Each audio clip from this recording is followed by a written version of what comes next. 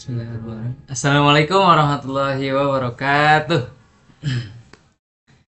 Ya teman-teman, sebelumnya perkenalkan nama saya Ruslan Akbar dengan NIM 1242070050 dari Universitas Islam Negeri Sunan Gunung Jati Bandung. Di sini saya akan memaparkan sebuah materi. Pada tahu nggak nih materinya apa? Ayo, ya betul. Udah ada juga sih di PPT ini ya. Materinya itu tentang hukum Bayat Safart ya teman-teman. Langsung aja kita ke list yang pertama. Pernah nggak sih kita itu bertanya, kenapa sih jarum kompas itu selalu menuju ke utara? Padahal tidak ada magnet di sana. Kenapa ya? Nah, kedua juga gini. Mengapa kawat berarus bisa mengaruhi jarum kompas? Padahal kawat berarus itu kan nggak ada mengaliri magnet sama sekali. Kenapa bisa terpengaruh gitu? Bingung kan? Nah, yang ketiga juga gini. Apakah arus listrik bisa menciptakan gaya tak terlihat? Kayak masih aneh ya. Daripada kita bertanya-tanya di sini, mending kita simak materi berikut agar kita paham, teman-teman. Selanjutnya, ya di sini ada capaian pembelajaran yang saya tulis di sini ya, teman-teman. Yang pertama ada KD atau kompetensi dasar dari konsep hukum Bayat-Safart ini. Yang pertama itu menganalisis konsep hukum Bayat-Safart dan penerapannya dalam menentukan medan magnet. Ini sudah masuk ke C4 atau menganalisis C4 kognitif ya, teman-teman. Nah, lalu tujuan atau sasaran pembelajaran ini, setelah mengikuti pelajaran ini, diharapkan siswa dapat siswa dapat menyebutkan besaran-besaran fisika yang terikat dalam hukum Bayat-Safart. Kedua, siswa dapat menjelaskan pengertian dan rumus hukum Bayat-Safart. Ketiga, siswa dapat menghitung besar arah dan medan magnet berdasarkan hukum Bayat-Safart untuk kawat lurus. Keempat, siswa dapat menganalisis perubahan arus dan posisi terhadap besar medan magnet. Kelima, siswa dapat membuat simulasi sederhana atau pemodelan menunjukkan prinsip kerja hukum Bayat-Safart. Selanjutnya di sini kita akan masuk ke kata pengantar ya, yaitu ada pengertian hukum Bayat-Safart. Hukum Bayat-Safart adalah persamaan fundamental dalam elektromagnetisme yang menjelaskan hubungan antara arus listrik dan medan magnet yang dihasilkannya.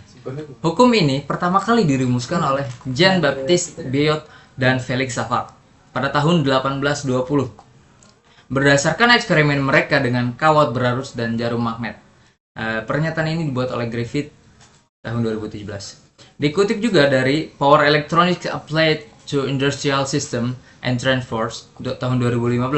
Hukum Bayat-Safart digunakan untuk menghitung medan magnet yang sangat kecil yang diperoleh pada titik yang dislokasi oleh vektor dengan elemen rangkaian panjang dan terletak pada titik yang ditentukan.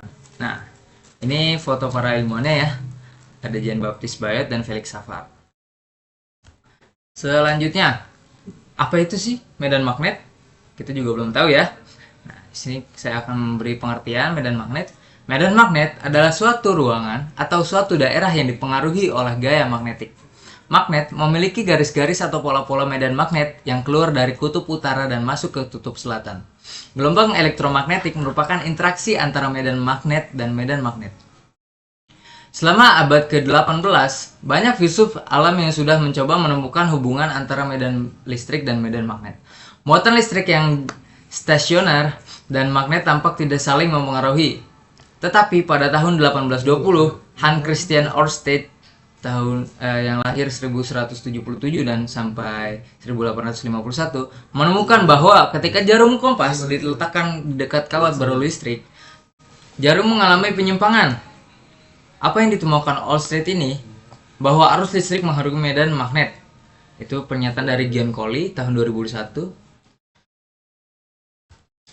Lalu selanjutnya saya akan memberitakan contoh medan magnet yang ditimbulkan oleh arus listrik. Salah satu contoh medan magnet yang ditimbulkan oleh arus listrik adalah solenoida. Solenoida adalah nama lain dari kumparan yang dipanjangkan seperti pada gambar di atas. Oke, maksud saya seperti gambar di samping ya, di sini. Kuat medan magnet pada titik yang berada di pusat sumbu di sini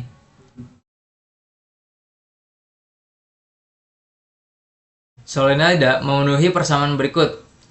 Nah, adapun rumus induksi magnetik di tengah solenoida itu adalah B sama dengan rho 0 dikali I dikali N bagi L. Lalu ada juga rumus induksi magnetik di ujung solenoida. Ada B sama dengan rho 0 dikali I dikali N dibagi 2L. Hanya beda di L-nya ya.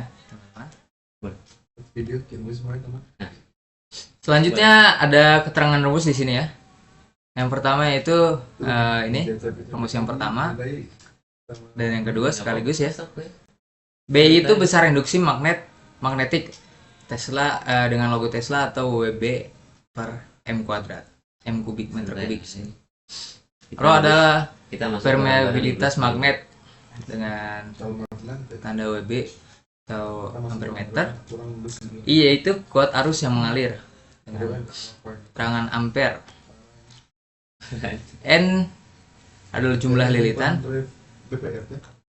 dan L panjang solenoida ini dengan lambang meter.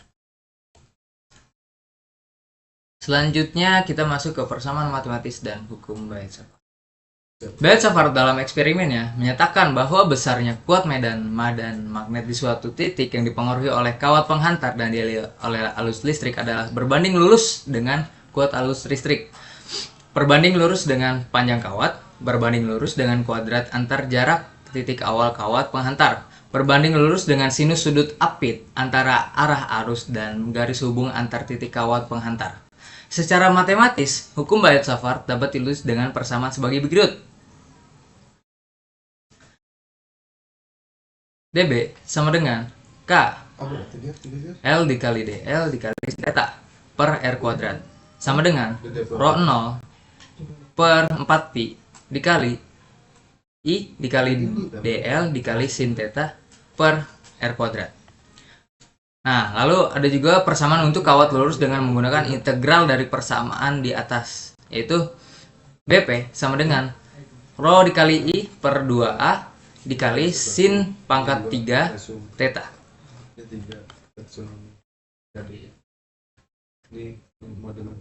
Nah, selanjutnya di sini ada keterangan-keterangan dari rumus itu ya. dB itu induksi magnet di suatu titik. I kuat arus listrik sama seperti sebelumnya. dL itu panjang elemen kawat berarus. Theta sudut antara arah kuat arus listrik dengan garis hubung titik ke kawat berarus. K itu bilangan konstanta. R jarak dari titik panjang ke elemen kawat berarus. Rho 0 permeabilitas vakum. Sin theta komponen tegak lurus dari dL terhadap faktor posisi L. A jari-jari atau jarak dari kawat ke titik P. Nah, selanjutnya ini ada rumus hukum Weierstrass. Hukum Weierstrass digunakan untuk menghitung medan magnet yang sangat kecil yang diperoleh pada titik dislokasi oleh vektor. Dengan elemen rangkaian panjang dan terletak juga pada titik yang ditentukan, menurut Engineering Elektromagnetik tahun 2005, hukum Weierstrass juga terkadang sebagai hukum ampere.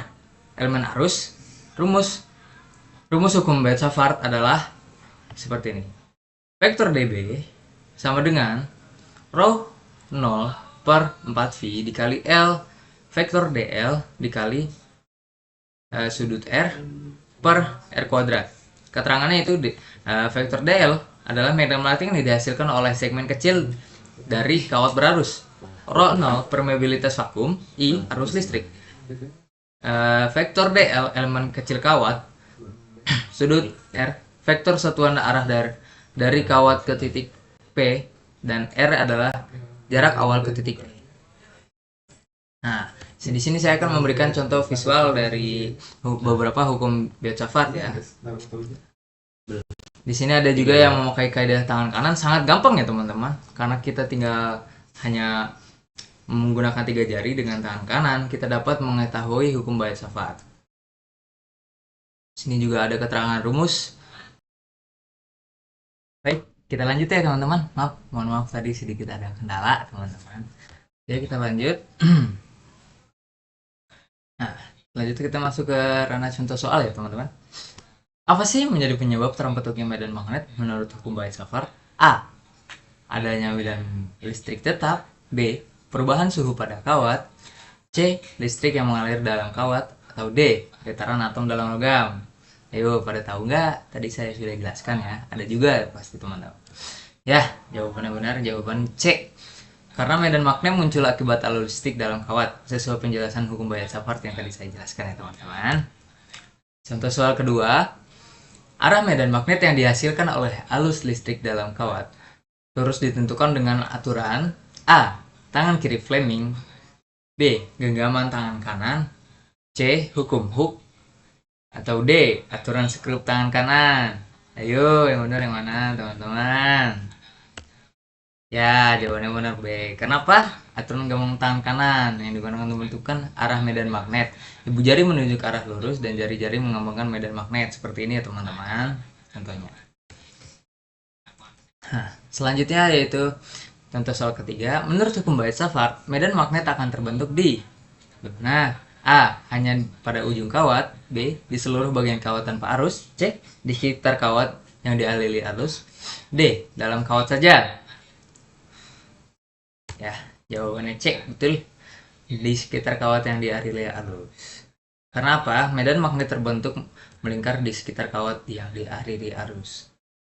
Selanjutnya ada contoh soal keempat. Nah, di sini kita akan menghitung bersama ya teman-teman.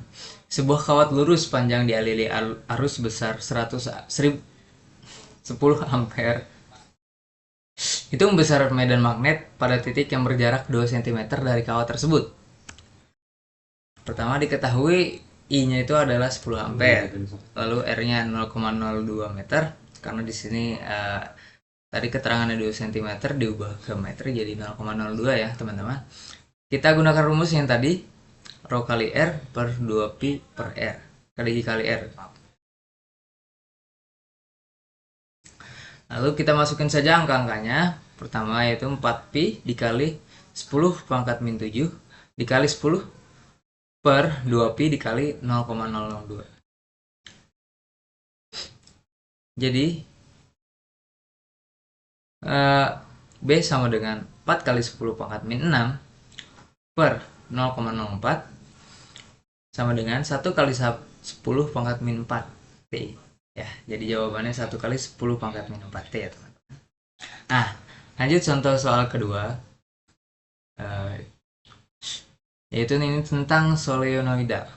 Sebuah solenoidal memiliki 200 lilitan dan panjang 0,5 meter. Jika dialiri arus 2 ampere, berapa besar medan magnet di tengah solenoidal tersebut?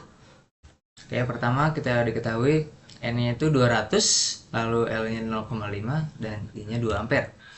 Kita gunakan rumus seperti tadi. Rho 0 dikali N per L dikali I. Nah, jadi kita tinggal masukin aja ya. 4Pi dikali 10 pangkat min 7 dikali 200 per 0,5 dikali 2. Jadi B sama dengan 4Pi dikali 10 pangkat min 7 dikali 400 sama dengan 1600 dikali 1600Pi dikali 10 pangkat min 7. Jadi hasilnya adalah 5,03 dikali 10 pangkat min 4T, teman-teman. Nah, selanjutnya ada contoh yang soal yang ketiga. Sebuah elemen kawat kecil, DL-nya itu 2 mm, berbeda 4 cm dari titik P dan tegak dialiri arus 3 ampere. Hitung besar kontribusi medan magnet dari DB ke titik P. Ini DL tegak lurus terhadap R ya, teman-teman. DL sama dengan 2 kali 10 pangkat min 3 M. R sama dengan 4 kali 10 pangkat min 2 M. I sama dengan 3 ampere dan sin tetanya itu 1. Kita gunain rumus yang DB tadi. Rho 0 dikali 4Pi dikali L kali DL kali sin theta per R kuadrat. Jadi 10 pangkat min 7 dikali 3 dikali 2 dikali 10 pangkat min 3 dibagi 1,6 dikali 10 pangkat min 3. DB 6 kali 10 pangkat min 10 per 1,6 pangkat 10 min 3. Jadi hasilnya 3,75 kali 10 pangkat min 7. Nah, selanjutnya ini adalah beberapa contoh pengaplikasian hukum Bayes-Shaffer dalam kehidupan sehari-hari, kehidupan kita sehari-hari ya. Nah, contoh paling gampang itu speaker. Kenapa speaker? Di sini kita lihat ya, gambar speaker. Nah, di sini ada gelombang, maaf, ini ada medan magnet. Nah, di sini ada vektor dan di sini ada kumparan suara ya teman-teman yang mengalir. Nah, di gambar tersebut menunjukkan penerapan hukum Bayes-Shaffer pada speaker di mana terdapat magnet permanen yang menciptakan medan magnet tetap kumparan suara atau voice coil dialiri arus listrik sehingga menghasilkan medan magnet sesuai hukum Bayes-Shaffer. Lalu yang kedua yaitu ada kipas angin teman-teman. Yes, kita udah sering lihat lah kan kipas angin itu di mana. Tapi tahu nggak? Ternyata kipas angin juga mengandung hukum Bayes-Shaffer loh. Saya akan jelaskan nih kenapa kipas angin itu ada Bayes-Shaffer-nya ya. Nih, kita lihat gambar kipas angin yang bergerak mutar ke arah kanan terus ya teman-teman. Nah, gambar tersebut menunjukkan konsep hukum Bayes-Shaffer pada kipas angin listrik. Ketika arus listrik mengalir melalui kawat kumparan pada motor kipas, arus tersebut menghasilkan medan magnet di sekitarnya yang digambarkan oleh garis-garis medan berbentuk lingkaran konsentris. Sesuai dengan hukum Bayes-Shaffer dan arah medan magnet di setiap titik ditentukan oleh arah arus posisi titik tersebut terhadap kawat, teman-teman. Seperti itu ya, kenapa kipas bisa termasuk ada hukum Bayes-Shaffer-nya. Nah, itu ada kompas dekat kabel listrik. Nah, jadi kompas sama kabel listrik itu bisa jadi hukum Bayes-Shaffer ya teman-teman. Kenapa? Ketika arus listrik mengalir melalui sebuah konduktor, hukum Bayes-Shaffer menyatakan bahwa arus tersebut menghasilkan medan magnet di sekitarnya dengan arah yang besar dan bergantung pada arah arus dan jarak dari konduktor. Ini menurut Griffin tahun 2013. Jika sebuah kompas didekatkan ke kabel yang dialiri arus, medan magnet ini dapat mengaruhi arah jarum kompas menyebabkan penyimpangan dari utara magnetik. Jadi seperti itu ya, jadi agak menyimpang atau bergerak sedikit jarum kompasnya. Selanjutnya itu ada pengaplikasian hukum Bayes-Shaffer dalam teknologi terkini. Sebenarnya hukum Bayes-Shaffer sangat berguna untuk teknologi terkini. Khususnya ini ada beberapa contoh yang akan saya sampaikan, yaitu pertama, kereta maglev. Kereta maglev. Kenapa? Karena kereta maglev itu memanfaatkan gaya elektromagnetik untuk mengangkat dan menggerakkan kereta tanpa kontak langsung dengan rel. Nah, dengan ini, menurut hukum Bayes-Shaffer, medan magnet yang dihasilkan suatu elemen arus listrik berbanding dengan lurus dengan suatu arus dan berbanding terbalik dengan kuadrat jarak dari titik pengamatan. Itu dari pendapat Serway dan Jewett tahun 2014. Nah, selanjutnya itu ada MRI, Magnetic Resonance Imaging. Kenapa Magnetic Resonance Imaging ini bisa dimasukkan ke dalam teknologi yang mengandung hukum Bayes-Shaffer? Karena hukum Bayes-Shaffer menyatakan bahwa medan magnet dari suatu titik dalam ruang disebabkan oleh arus listrik yang mengalir melalui suatu konduktor, dan besar magnet tersebut sebanding dengan besar arus serta berbanding terbalik dengan kuadrat dari jarak elemen arus ke titik pengamatan. Menurut Griffith tahun 2013, dalam konteks Magnetic Resonance Imaging atau MRI, prinsip ini sangat penting karena arus listrik dialirkan melalui kumparan atau coil menghasilkan medan magnet yang kuat dan terarah. Seperti itu teman-teman.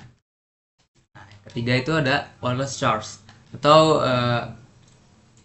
charging tanpa kabel ya teman-teman. Nah, kenapa charging tanpa kabel itu bisa disebut hukum Bayes-Shaffer? Karena hukum ini menyatakan bahwa sebuah elemen arus listrik akan dihasilkan medan magnet di sekitarnya yang besar sebanding dengan arus listrik dan berbanding terbalik dengan kuadrat dari jarak elemen tersebut. Itu menurut Halliday, Resnick, dan Walker 2013. Nah, dalam pengisian sistem daya nirkabel, arus bolak-balik dialirkan melalui kumparan pengirim dan charging pada menghasilkan medan magnet yang berubah-ubah. Makanya kenapa wireless charge itu bisa disebut hukum Bayes-Shaffer ya teman-teman. Jadi kesimpulan yang saya dapat selanjutnya ini yaitu hukum Bayes-Shaffer menjelaskan bagaimana arus listrik dapat menghasilkan medan magnet di sekitarnya. Kedua, besar medan magnet bergantung pada satu, kuat arus, kedua, arah arus, dan ketiga, titik ke kawat, dan keempat, suatu sudut antara arus dan posisi titik. Nah, Selanjutnya, hukum ini memiliki bentuk matematis yang digunakan untuk menghitung medan magnet pada titik tertentu akibat elemen arus kecil. Selanjutnya juga ada penerapannya luas, mulai dari kompas, motor listrik, MRI, hingga wireless charging. Ya, dari yang teknologi yang kita bisa bandingkan itu jauh ya, sampai ke wireless charge yang menurut kita ya udah dekat gitu sama kita. Selanjutnya itu memahami hukum ini sangat penting untuk mendalami konsep elektromagnetis dalam kehidupan dan teknologi modern sekarang, teman-teman. Nah, ya, ini sudah sampai penghujung dari materi yang saya berikan. Apakah ada yang ingin ditanyakan dari hukum baca fakta ini, teman-teman? Sekian dari saya. Assalamualaikum warahmatullahi wabarakatuh.